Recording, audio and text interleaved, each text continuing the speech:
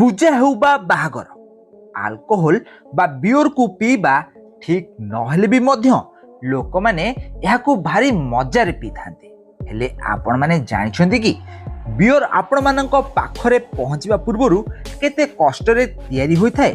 ताहले आजिर वीडियो रे आसंतु जानिबा कि फैक्ट्री रे बियर केमिति प्रस्तुत करा जाय थाए, बियर रे सब कोन कोन मिसी थाए। तो सेथिबई वीडियोटी को पूरा शेष जाए देखंतु। ताले फैक्ट्री रो बियर प्रस्तुत एक जटिल प्रक्रिया अटे। तो बियर बनेबा पई प्रथमे एक प्रकार शस्य को प्रस्तुत करा जाय थाए। आउ एही शस्य को प्रथमे अंकुरित करा जाय थाए। तो शस्य को विभिन्न क्षेत्रु अणा जाय थाए, जेमिति कि चाउल गहमर शस्य अटे। तो अमल हैला परे एहा को प्रथमे ट्रक साहाय्य रे फैक्ट्री को अणा जाय थाए। आउ एहा परे एही शस्य को प्रथमे अंकुरित करा जाय थाए। ताले शस्य अंकुरित न हेले सेथिरु बियर प्रस्तुत करिबा असंभव अटे। ताले एही शस्य को अंकुरित करिया पई फैक्ट्री रे प्राय 4 रु 5 दिन समय लागि जाय थाए। आउ एहा परे एक टांकी भितरे एही शस्य को बा अंकुरित होइतिबा शस्य को रखा जाय। आउ सेतिरे बहुत सारा पानी मिसा जाय। आउ यहाँ पर सेतिरे एक विशेष प्रकार फंगस मिसा जाय थाए। यहाँ पर शस्य सढ़िया प्रक्रिया आरंभ होई थाए। तो शस्य सढ़िया पर एथिरे एक विशेष प्रकार फल मिसा जाए, जहार ना रही होब्स फल। तो आपण माने जानिथिबे कि बियर किछि एक अलग प्रकार गंध होई थाए। आउ यार टेस्ट भी मध्य बा स्वाद एक अलग प्रकार रही थाए, जहा कि एही होब्स फल जोगु आसी थाए।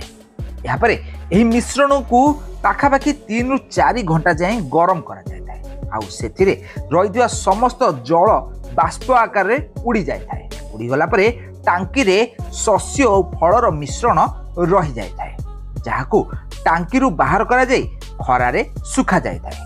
आउ किछि मेसिन साहाय्य रे मध्य एही मिश्रण रो जलीय बाष्प सुखा जाय थाए। आउ एथिरे समस्त जलीय बाष्प सुखी गला परे एहाकू एक ग्राइंडर रे पाउडर भली पेसा जाय थाए। आउ एही पाउडर रु ही बियर प्रस्तुत होय थाए। तो एही पाउडर रे गुड़ आउ चीनी रो मिश्रण को मिसा जाय।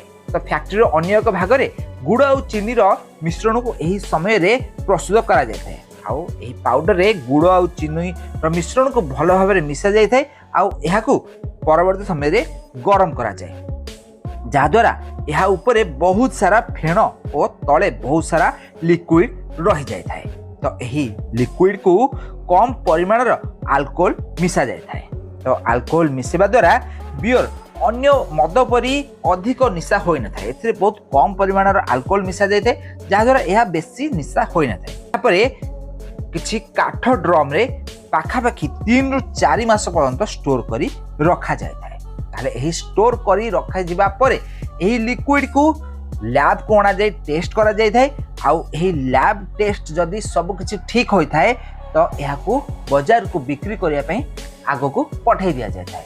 जदी लैब टेस्ट किछि भी भूल आसे ताहले एही मद गुडी को काठ जार रे सेही भली आगामी किछि दिन पर्यंत स्टोर करी रखा जाय थाए। परवर्ती समय रे सब किछि ठीक हेले ताकू मार्केट को बिकिबा पई पठा जाय।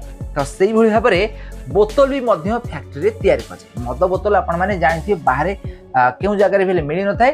तो मद बोतल भी मध्य फैक्ट्री रे तयारी करा जाय थाए। आउ सेही मद बोतल रे स्टिकरिंग करा जाय। सेही जो लिक्विड 3 मास रु अधिक समय पर्यंत स्टोर करी रखा जाय थाए, से लिक्विड माप अनुसार बोतल रे पसा जाय मार्केट को पेटी रे पसे बिक्री करिया पई छड़ा जाय थाए। आउ आपण माने एहाकू बहुत मजा रे पी थांती। आउ एहाकू बहुत एंजॉय करथांती। किंतु मन रखिया उचित कि बियर जोगु हमर स्वास्थ्य अवस्था बहुत मात्रा रे खराब होय थाए।